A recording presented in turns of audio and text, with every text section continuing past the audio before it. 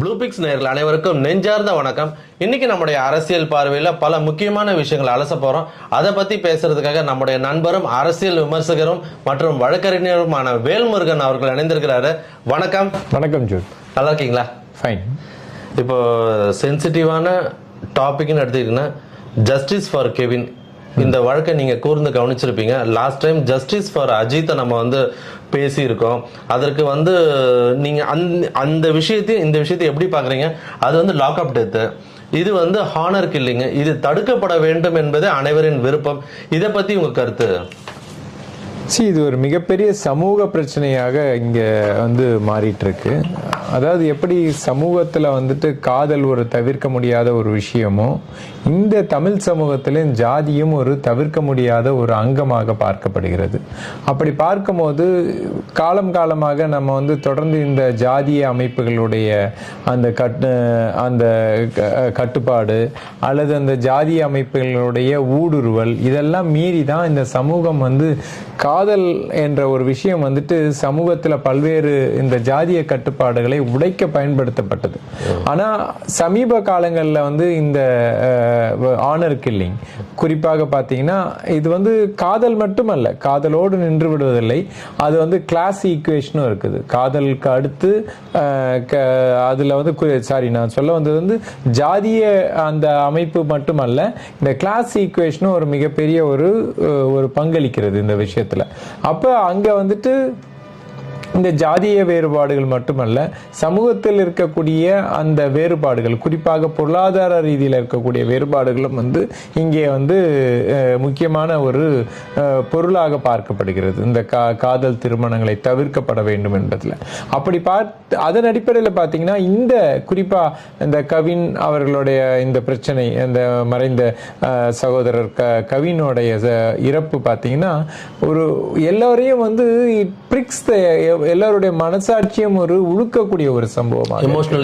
எமோஷனலா ஏன்னா ஒரு சமூகத்துல ஒரு அதாவது நான் குறிப்பா தாழ்த்தப்பட்ட மக்கள் சொல்றதையே நான் தவிர்க்கணும்னு நினைக்கிறேன். இதுல ஏன்னா ஜாதிய ரீதியா நீ தாழ்த்தப்பட்டது அப்படின்னு சொல்லும் போதே நம்ம அறியாம அந்த விஷயத்துக்குள்ள நம்ம அந்த வார்த்தையை உபயோகப்படுத்தக்கூடாதுன்றது தெளிவா இருக்கும்.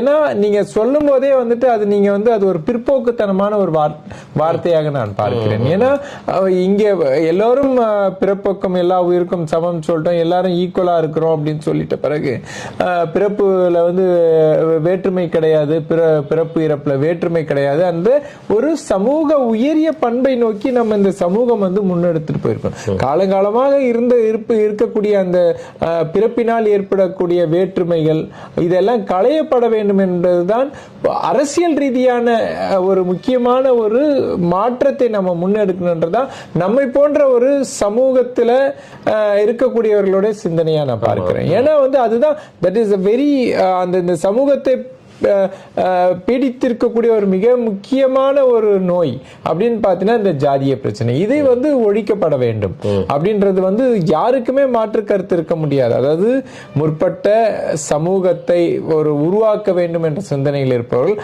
அனைவரும் இந்த ஜாதி ரீதியான இந்த வேற்றுமைகளை களைய வேண்டும் என்பதற்காக தான் பல நூற்றாண்டுகளாக போராடிக்கிட்டு இருக்காங்க. அப்படி பார்க்கும்போது இந்த பிரச்சனை இன்னைக்கும் இந்த சூழ்நிலையில, அதாவது அந்த குறிப்பா கவினுடைய அந்த மரணம் பார்த்தீங்கன்னா ஒரு ஒரு ஒரு நான் தாழ்த்தப்பட்ட மாணவன் சொல்ல வரல, ஒரு சமூகத்தில் ஒரு பின்தங்கிய பொருளாதார ரீதியாகவும் இந்த ஜாதிய கட்டமைப்புகளுக்கும் ஆட்பட்ட ஒரு மாணவன் தன்னுடைய சுய முயற்சியால் ஒரு மிகப்பெரிய ஒரு என்ஜினியரிங் கோர்ஸ் படித்து ஒரு அதாவது இன்டர்நேஷனலி அக்ளைம்டு ஒரு டிசிஎஸ் கம்பெனில ஒரு உயரிய பொறுப்புல இருந்து ஒரு ஹேண்ட்ஸமான ஒரு சம்பளத்தை பெற்ற பிறகு கிட்டத்தட்ட ஒரு 2 லட்சம் ரூபாய் வரைக்கும் சம்பளம் அப்படிப்பட்ட ஒரு அந்த ஒரு இளைஞனை ஏற்றுக்கொள்வதில் இந்த சமூகத்துக்கு என்ன ஒரு தயக்கம் இருக்கணும்? Frank, one more question. See, don't need to answer like ஒரு அரசியல் விமர்சகரா தேவையில்ல. இந்த யூத் ஏஜை தாண்டி தான் வந்திருக்கோம். ஸோ அந்த காதல்ன்ற ஒரு விஷயம் வந்து ஜாதிகளை உடைக்கிறதுக்கான எல்லா விஷயங்களையும் கொண்டு வருது.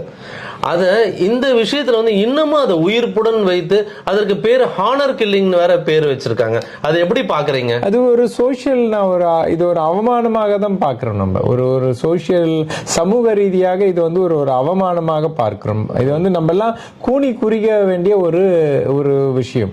அந்த இளைஞனுடைய 100 ஆண்டு பின்னாலதான் போயிட்டு இருக்கோம்.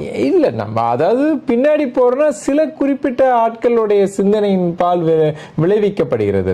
எல்லாருமே வந்து அந்த கடந்துதான் வந்துட்டு இருக்காங்க. இன்னமும் வந்து இது மாதிரியான பல்வேறு சக்சஸ்ஃபுல் திருமணங்கள் நடந்துட்டு தான் இருக்குது.